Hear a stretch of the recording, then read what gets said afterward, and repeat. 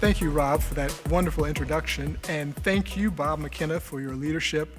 And thank you to all the members of the Virginia Peninsula Chamber of Commerce for being with us today. This is my fifth State of the City address, but it's very different from the ones that came before. As you can see, I'm alone here in the beautiful Hampton Roads Convention Center. There's no crowd in front of me, and of course, you're watching from homes and offices throughout the area. I'd like to thank you on behalf of my fellow council members, Vice Mayor Jimmy Gray, Chris Bowman, Eleanor Brown, Steve Brown, Billy Hobbs, and Chris Sneed for tuning in. And I'd also like to acknowledge my wife, Robbie Tuck, who has survived at least 2 COVID-19 scares with me. This year has really been unusual, to say the least. But before I begin talking about the state of Hampton and its economy, it's important to acknowledge that for many, this has been an incredibly difficult year. In Hampton, as in everywhere else in this country and the world, there are people who are struggling. Record numbers have been furloughed or laid off. Working families face a daily struggle over how to support their children in virtual school at home and still keep doing their jobs. Businesses that were helped by financial support in the earlier days of the pandemic are holding on the best they can, hoping that more financial help will become available. There's been a direct human toll. In Hampton, as of this taping, 2,223 residents have had confirmed cases of COVID-19. Of those, 99 cases have required hospitalization. We've lost 33 residents to this pandemic. When reciting the statistics, it's important to remember that these numbers represent real people, parents and grandparents, uncles and aunts, sisters and brothers, daughters and sons, and we send our sympathies to these families. To put Hampton cases into perspective, on March 27th, just 10 days after Governor Northam issued his first executive order related to COVID-19 restrictions, there were just 5 reported cases in Hampton. Over the last 7.5 months, we've averaged less than 10 coronavirus cases per day in our city. Hampton's rate of new cases has remained stable, in contrast to much of the country. In this coastal region, when people talk about resiliency, it's often assumed to refer to mitigation or recovery from storms and flooding. Resiliency is broader than that. It's about a community's strength and its ability to recover from any hardship. Hampton's resiliency dates back to our founding in 1610. Our toughness is why we are the oldest continuously occupied English settlement in the United States. We've weathered 410 years of wars, disease, fires, and flood, as well as many, many good times. In the face of a worldwide pandemic, I've seen our community pull together. I've watched businesses shift their product lines to items desperately needed and hard to find, and sometimes that even required hiring extra people. I've watched as restaurants shifted to takeout only and to providing family meals. Breweries, usually the site of fun public gatherings, began delivery and takeout service. When masks were impossible to find, individuals began home-based efforts to sew and sell homemade masks or to give them away to those in need. Our community rallied around each other and supported each other, all for one and one for all. But don't just take it from me. Listen to the voices of many of our residents and business leaders. 2020 was the epic year for us. It started out that way in January. I was exceeding all my goals, and then this COVID hit, and we were just like, nah, nobody's ever gonna get shut down. This isn't gonna happen. And it happened. And I remember I had the choice to shut down or be forced to shut down. And I sat here alone one day, I cried, and I did a Zoom or a live video for my members. And I just was real and honest. And I said, guys, I don't want to close my doors, but I feel that it's my obligation to my community to protect them. And it's also what you should do as a citizen to, do what's asked of you without being forced into it. I'd tell anybody, City Hampton is one of the best, if not the best city in the nation to have a small business. They're not like other cities. When we come knocking at the door, they don't shut it. They actually open up the door and they give us resources. They give us other people that'll help us. They actually return our calls. You know, if it's something that, you know, you feel passionate about, if it's something that you really want to do, don't be afraid of it. We have people in the city of Hampton who are experts in helping you get to that point. So don't be afraid to reach out to them. Don't be afraid to take that step. Our team, everyone was really concerned, on edge, worried about their futures. And so they were really looking to us to be confident and move forward purposely and know that we had their back. So when we made the decision to pivot to PPE, everyone was all in. Our entire team was on board with it. They were excited about what we were doing. They were excited about who we were doing it for. So it really was, it really helped to keep them strong and keep them motivated. The growth that we have had since we've been here has been really great, so much so that we're kind of busting out of these walls, and so we're gonna have to expand a little bit in Beavis.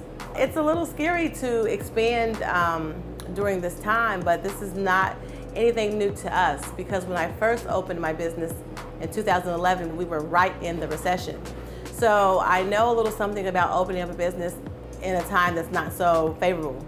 But what I have found is that people will take the time to support small business. They will take the time to come and get a sweet treat to make their day better.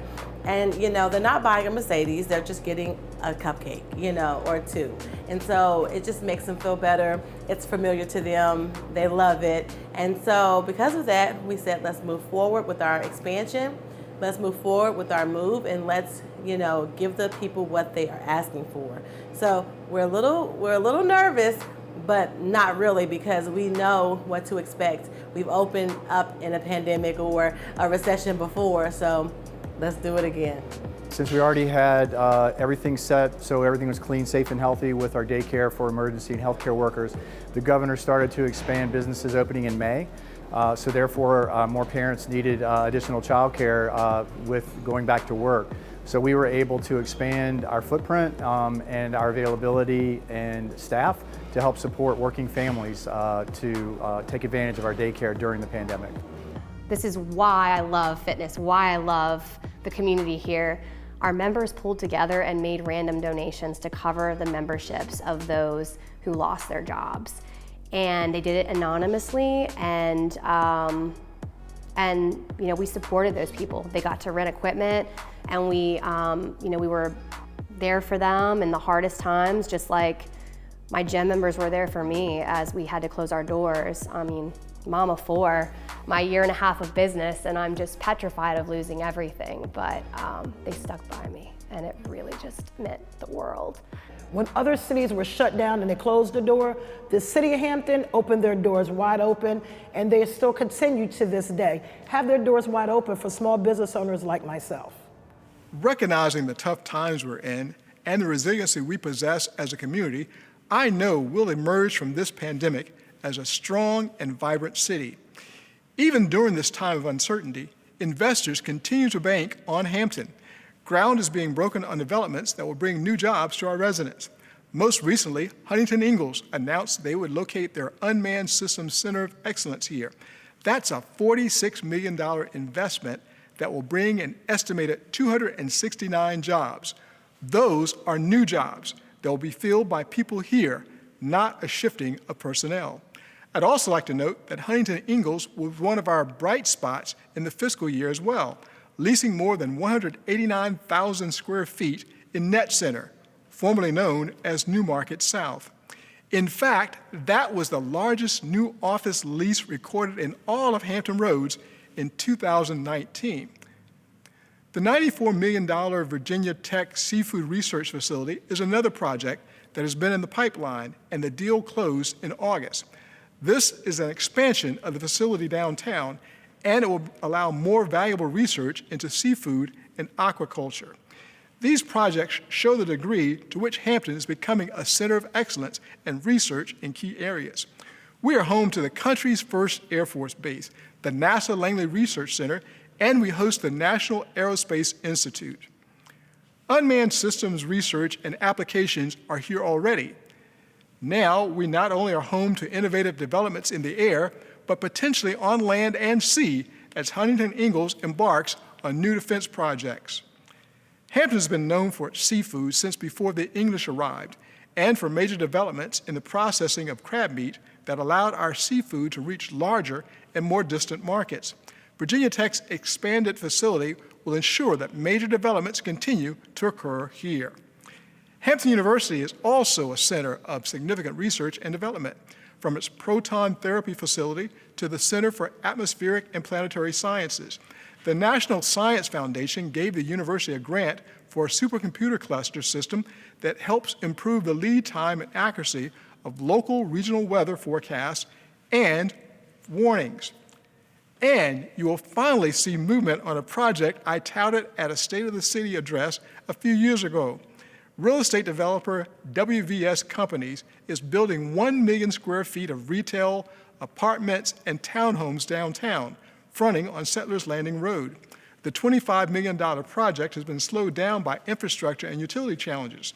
One of the downsides of being a 410-year-old city is that infrastructure maps aren't always current. But we're looking forward to an official groundbreaking soon. I thank the developer's commitment to Hampton and patience in working through these challenges. I'd like to turn now to our Economic Development Director, Chuck Rigney. If you don't know Chuck yet, you should. He was named one of Virginia Business Magazine's 100 People to Meet in 2020. That means he's on the list of interesting, innovative, and vital Virginians who make the Old Dominion a more vibrant place to live, work, and play. As you can hear and see, I'm at the site of the new Huntington Ingalls development the mayor described. It's moving very quickly, and we expect the first building to be ready by the end of this year and the second larger building by next fall. While major business development like this project may command the headlines, I know that small business is the heartbeat of a local economy. I'd like to thank the mayor and the city council for quick action in the early days of the coronavirus shutdown order. They led the region in creating a forgivable loan program for local small businesses, appropriating $500,000. City officials also had the idea to close a block of Queensway so that restaurants could have expanded outdoor seating. Those actions gave our businesses some crucial support when they most needed it. This was a very tough year for some businesses, but they've also been resilient, even in the face of temporary closures due to the pandemic. Rosie's Gaming Emporium and Sky Zone both opened this fiscal year and were then forced to close. They've both reopened with new safety protocols. While brick and mortar retailers struggle nationally due to online competition, we see a bright spot. Bass Pro, as much an experience as it is a retailer, just extended its lease for another 10 years. Groceries like Kroger, which opened this year in River Point, have been busier than ever while we all relearned how to cook during the stay-at-home order. But now that we can eat out again, visit these spots that have opened this past year. Mod Pizza, Mezza, Poor Girls, Fuller's, Pinkfish, and Baked Bistro, to name a few. There are more on the way, including the Baker's Wife, 1865 Brewery, and Foxtail Wine and Bar, all in Phoebus. Scratch Bakery is also expanding there. It's not to say that we are only focused on small businesses. My department and the Economic Development Authority continue to work closely with potential developers and employers because they know that one new business is good for all of our residents. We still have several large sites available and we're getting inquiries daily. We also work closely with the regional and state economic development agencies. Along those lines, and many other localities in the region have signed on to a RIFA, or Regional Industrial Facility Authority. It gives Hampton, for example, the ability to pay upfront or some of the cost of bringing in a new business to another locality in exchange for a share of the tax benefits. This level of local cooperation was unthinkable previously, no longer. Now Hampton Roads truly is one for all and all for one. Another big story in development has been upscale multifamily housing with amenities. Lumen, with 300 units in the Hampton Roads Center North, opened in July. Ellipse Apartments in Coliseum Central will have 260 units. Monroe Gates, with 162 units in Phoebus, is now leasing. Compass 19, a townhome development across from Bass Pro, offers 120 for-sale units. And, as the mayor mentioned, the transformative WVS PRG development downtown is moving forward. In addition to first-floor retail space, the developers ultimately plan to build 600 apartments and 152 townhomes. I know that some of you are still largely working from home and not getting out much. I guarantee you that when you do, you will see development across our wonderful city. I'm already predicting that that will continue throughout this fiscal year. Mr. Mayor, thank you for allowing me to share this great news. I've been asked about the apartment construction in Hampton. Who will live in all those units? For starters, nearly 800 jobs, including pilots, other airmen, civilians, and contract workers, are heading this way as Langley Air Force Base supports a new F-22 formal training unit. They're also bringing nearly 1,700 dependents. Langley contributes $1.9 billion a year to Hampton's economy and has the potential to draw even more new missions. Our federal institutions have helped mitigate the effects of the pandemic on our economy. The VA Medical Center recently hired 200 more people and is expanding and building additional facilities. NASA Langley is in the midst of a $330 million investment in buildings, and they provide more than jobs and an economic boost. The city benefits from their expertise and partnership. NASA is a center of excellence and research, playing a crucial role in Mars exploration, human spaceflight, and vertical lift technology. The VA Medical Center recently introduced the peninsula's first Da Vinci robotic surgery platform. Our businesses and partner agencies aren't the only ones demonstrating innovation during these challenging times. Our city government showed creativity and flexibility as well. Hampton's fire department led regional agencies in the development of safety protocols during the pandemic. Also, the city received a state and a national award during this time. City Manager Mary Bunning will provide some details. Thank you, Mayor Tuck. First, I'd like to thank our City Council for their continued dedication to fiscally responsible budgets. Our bond rating remains the second highest available by all three rating agencies at AA+ and AA1. Recent bond rating reviews complemented the city's strong management and commitment to fiscal health. We were able to end fiscal year 2020 with revenue above projections, and then we put on hold all new spending for fiscal 21 until we could see how the pandemic would truly impact us. I'm pleased that we were able to keep all staff working, whether on their normal activities or pandemic-related ones. Those staff whose facilities were closed were dispatched to other critical duties, such as serving as beach ambassadors or catching up on a backlog of work, such as needed facility improvements. Our staff truly epitomizes one for all and all for one, pitching in to work in departments that needed extra help. Cleaning, painting, helping to support food drives, supply handouts, and work on drive-through corona testing, even if it wasn't in their job description. Our fire department was recently honored by the Peninsula EMS Council for their decontamination strategies to clean rescue vehicles and for its support of decontamination at our local hospitals. Fire also developed and led the city's safety and contract tracing teams. And all of the Peninsula localities were collectively recognized for our joint approach to managing the pandemic. Daily phone calls with one another, health department officials, and hospital systems ensured that we made decisions in lockstep with one another as much as possible. Our mayor and city council members worked closely with my leadership team and the marketing department to continue Hampton's traditional community engagement, but in a virtual way. We began frequent Facebook Live updates that answered questions about city operations and COVID-19. The first was held on March 17th, 2 weeks before the city's first case, and drew over 1,400 responses, likes, shares, questions, and comments. Residents were able to type in questions, and panelists, including representatives from fire, police, schools, health department, and city council, answered on the spot. That innovative communication won Hampton an award from the Virginia Municipal League. And speaking of innovation and technology, Hampton has once again been named one of the top 10 digital cities in the country. That's the 18th time we've been on the list in the past 20 years. It shows we don't rest on our laurels and are committed to improving every year.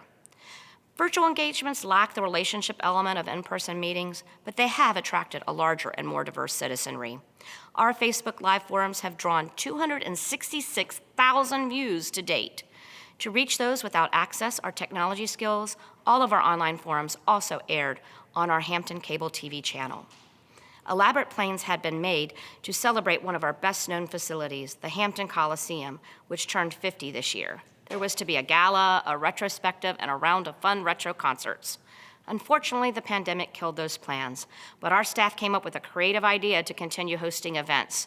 The wonderful team at the Coliseum brought drive-in movies back to Hampton. Those movies sold out and gave our families a chance to go back to an earlier time, to enjoy the movies while remaining socially distant. Our city departments continue to serve citizens by moving services online, from healthy family parenting classes to art commission programs and history museum events. The Community Development Department used drop boxes and phone calls to review plans to keep our critical economic development projects moving. The library developed curbside service for stir-crazy residents bored at home, including a concierge service in which patrons listed their interest and librarians personally selected materials.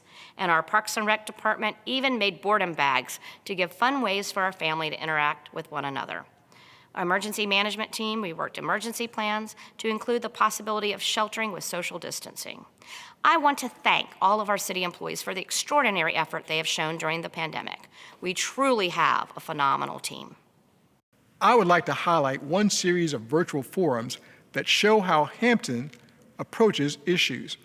Many localities across the country saw repeated and long-term protests in reaction to the killing of George Floyd by police.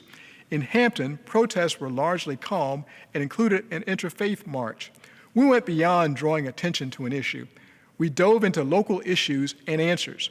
Along with Pastor Jerome Barber and our Unity Commission, we held a series of online discussions about discrimination and our police policies. I'm proud to say that here in Hampton, we had already adopted the police policies that people in other areas were asking for. During the final forum, we heard from young people who discussed their viewpoints. And let me tell you, there are many bright and engaged young people in Hampton. Despite different concerns and viewpoints, our residents, our police, and our leaders showed that we are truly all for one. Schools have been challenging for every locality during COVID-19, but Hampton was better positioned than many. In 2013, City Council earmarked $2 million a year in new funding to provide computing devices to students. This initiative, which drew widespread community support even though it raised the tax rate, gave Hampton students a big boost during the pandemic when schools were forced to very quickly switch to virtual learning. In Hampton, we have a strong partnership between the schools and the city. We are all for one and one for all in knowing that a strong city needs a strong public education system. I'd like to introduce one of the top 4 superintendents in the nation, Hampton's Dr. Jeffrey Smith. Thank you, Mayor Tuck, for the introduction. This year certainly looks different from past school years. However, we're eager to share our amazing school division with you and highlight how a pandemic has not stopped our efforts as we continue to work together as one division, one transformation. In March, we recognized there would be challenges due to the pandemic. However, our learning continued. We quickly established meal sites and staff were available to meet individual needs. We were determined to be there for our students and to assist our families.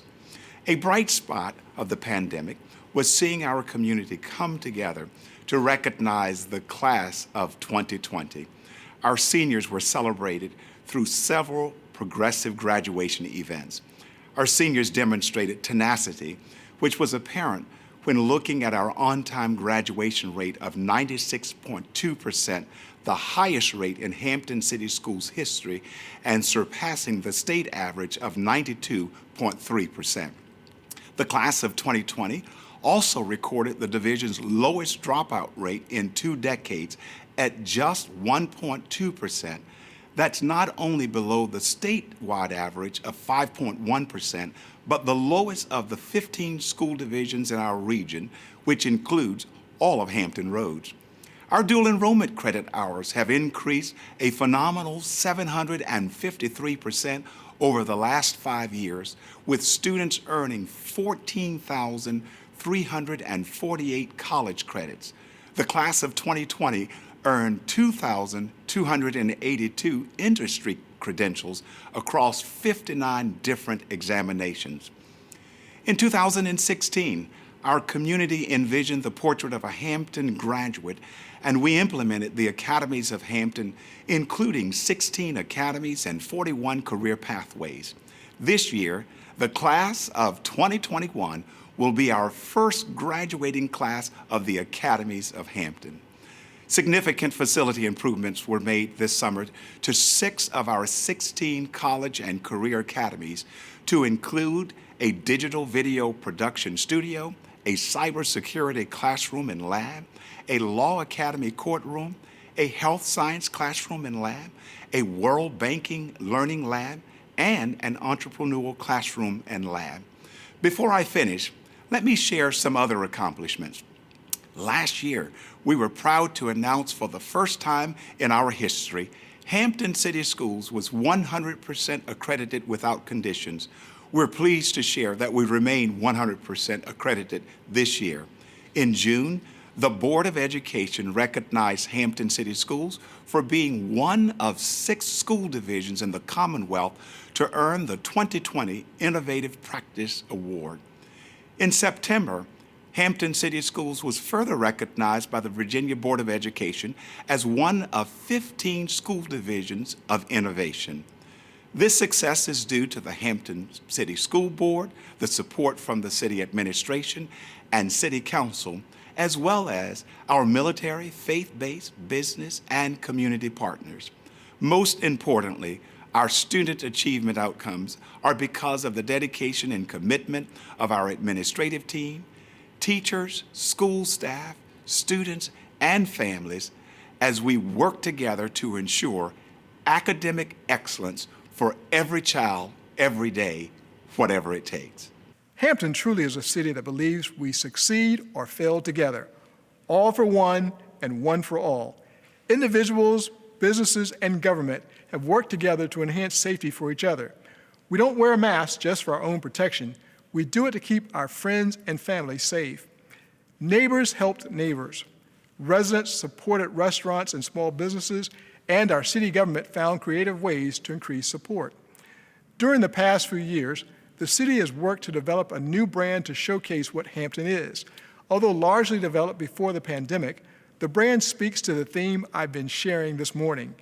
Hampton is one for all, a city with many different neighborhoods, iconic structures, historical impacts, water features, and military influences. But we are also all for one, because we all work together to make Hampton the best city it can be.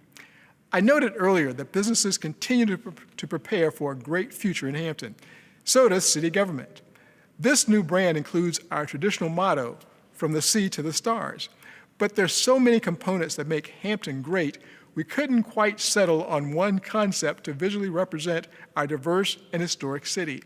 I'd like to show you how the brand we created truly highlights one for all and all for one.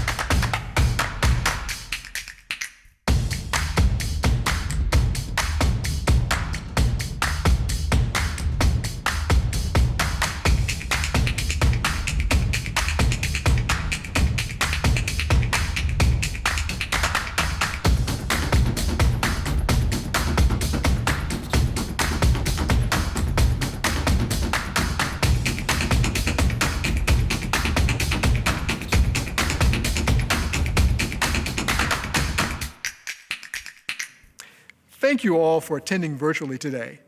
I expect that we will again gather in person next year. I also expect that I will be highlighting many new developments, bringing tax revenues and jobs to Hampton. I will now turn the virtual stage back to Bob McKenna to close out.